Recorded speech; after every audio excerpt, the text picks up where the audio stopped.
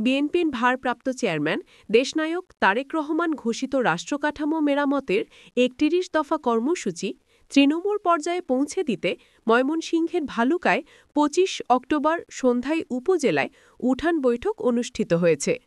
মেদুয়ারীয় ও ভালুকা ইউনিয়নে আয়োজিত এসব উঠান বৈঠকে স্থানীয় বিএনপি নেতৃবৃন্দ সর্বসাধারণের সাথে আলোচনা করেন এবং তারেক রহমানের ঘোষিত ৩১ দফা কর্মসূচি ঘরে ঘরে পৌঁছে দিতে লিফলেট বিতরণ করেন। অনুষ্ঠানে সভাপতিত্ব করেন মেদুয়ারী ইউনিয়ন বিএনপি নেতা রাজ্জাক খান এবং ভালুকা ইউনিয়নে পৌর বিএনপি আহ্বায়ক হাতেম খান।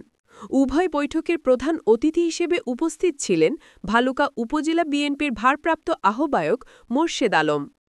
এছাড়াও উপস্থিত ছিলেন উপজেলা বিএনপির যুগ্ম আহ্বায়ক সালাউদ্দিন আহমেদ, মুজিবুর রহমান মজু, রুহুল আমিন সহ বিএনপি ও অঙ্গ সহযোগী সংগঠনের নেতৃবৃন্দ।